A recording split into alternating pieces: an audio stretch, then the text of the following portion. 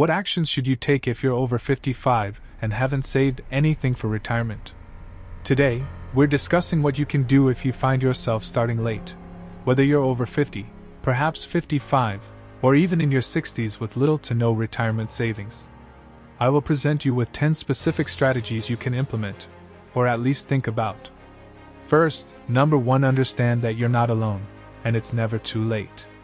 Many individuals nearing retirement age are in similar situations, wondering how time slipped away, so don't be too hard on yourself.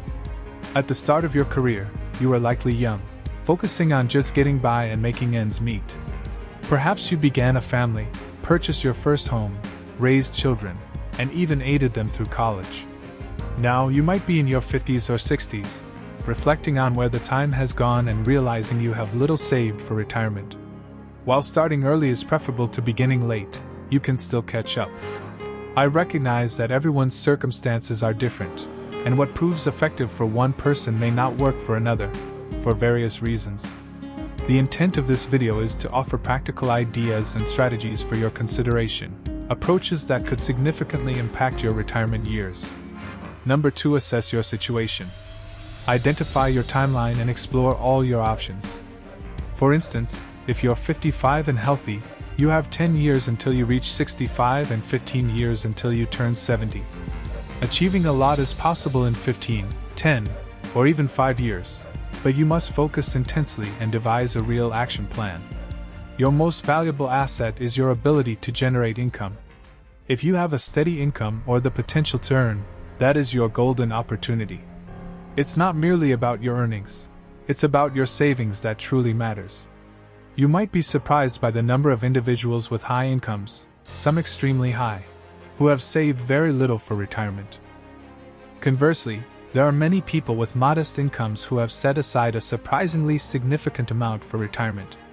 As a financial planner, I witness both extremes and everything in between. When we earn more, the inclination is often to spend more. A notable quote from George Clason states, "What each of us calls our necessary expenses will always grow to equal our incomes unless we protest to the contrary." George S. Clason. However, you cannot effectively protest without a clear plan and explicit goals. Number 3, understand your financial numbers. You must be aware of your cash inflows and outflows, which entails knowing your income and expenses. This is referred to as a budget. The term budget is not a favorite among many. Some people find it challenging to adhere to a budget. If you feel this way, I recommend shifting your perspective on budgeting, perhaps even renaming it if that helps.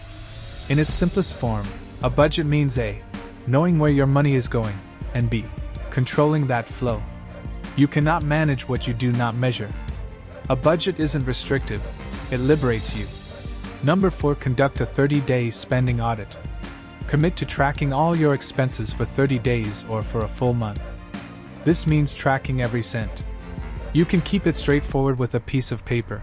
Don't complicate the process. Alternatively, you can download our spending audit, which is an Excel spreadsheet we designed for this purpose. It's a free download, and you can find the link in the description below. You want the process to be easy yet effective. Number 5, retain more of your earnings.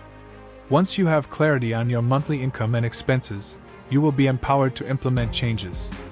Imagine for a moment what it would be like if you could save all your income, meaning you had no expenses. I know that this is not very realistic, but consider the math. If you could save and prudently invest all your income each month for the next 5, 10, or 15 years, think of the significant nest egg you could build. It would amount to a considerable sum. Number 6, be innovative and think creatively. Let me share a personal anecdote. My wife, Tara, and I met during our college years. We were struggling financially as students, but our lack of money didn't deter us from getting married, and we quickly started our family. We weren't sure how we would manage our finances, but we were resolute in facing life's hurdles together. A few years later, while I was still completing my studies and working full-time, we rented an apartment and were eager to save enough for our first home. However, when we reviewed our income and expenses, saving seemed impossible, which is when we began to get creative. Our largest expense was our rent. We brainstormed potential ways to live for at least 1 year without a rent payment. Moving in with parents, along with my wife and our 2 small children, wasn't a feasible option at that moment. But we were determined to significantly reduce our expenses. My wife previously volunteered at a care center. She possesses a nurturing nature and loved visiting elderly individuals. I wondered how many older adults in our city lived alone in their large homes, but needed assisted living and would appreciate having a live-in caregiver. I then thought about whether we could find someone willing to accept a husband and wife team with 2 small children. Though we had never encountered anyone doing that before, we decided to test the waters to see if there would be interest. This was before the internet, so we placed an ad in the local newspaper's classified section. We were surprised to receive calls from about half a dozen people seeking live-in caregivers for their aging parents. We had several promising offers. We met with the first interested family, and we instantly connected with them, and they with us. The elderly man was in his 90s. He had recovered from a stroke but had some paralysis. He was a kind and gentle soul who adored children. He lived in a 2-story house. His adult children provided us with room and board.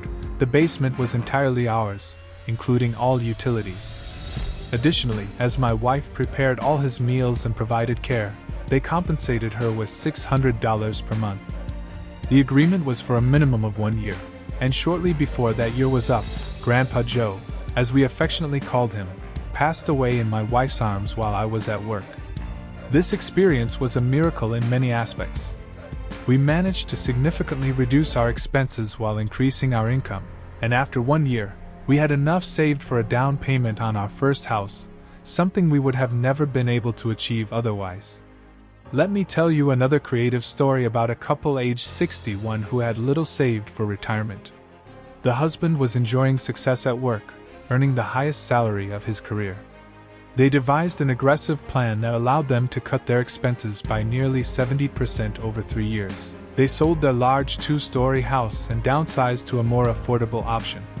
They moved in with their adult daughter, who was working part-time and attending school while caring for her 2-year-old son.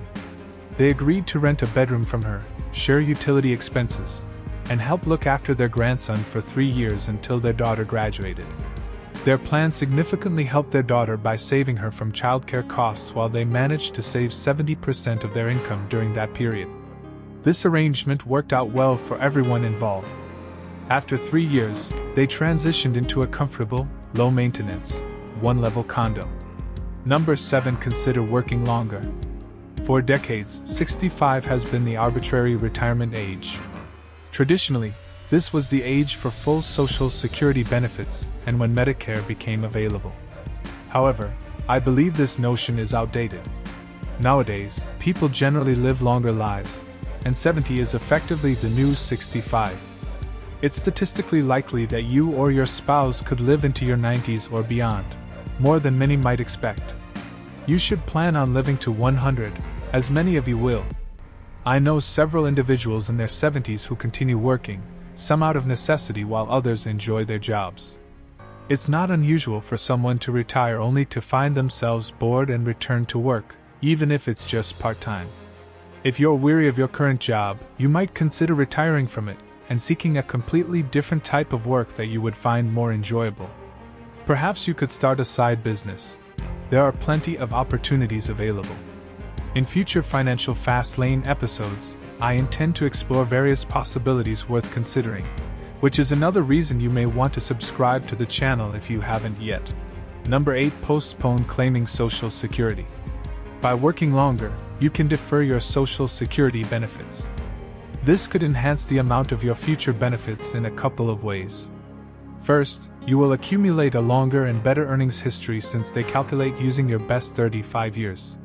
When you delay claiming Social Security, you also earn delayed retirement credits, DRCs. Having a solid Social Security strategy can significantly increase your benefits. To gain a better understanding of how Social Security DRCs function and to obtain a customized strategy report, visit socialsecuritylane.com. Number 9. Enhance your physical and mental health. A sedentary lifestyle is detrimental. Your lifestyle can lead to illnesses. and these illnesses can incur significant financial burdens. Achieving both physical and mental fitness might be the most crucial aspect of preparing for your retirement. When you maintain your fitness, you will experience increased energy levels, which will enhance your capacity to work and generate income for a longer duration. The advantages of regular exercise and nutritious eating are substantial.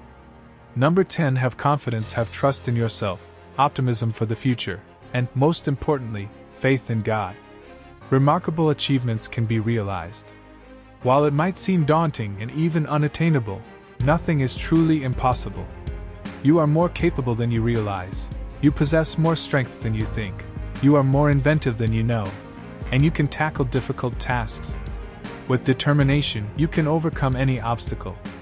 Remember this quote: there is no chance, no destiny, no fate that can circumvent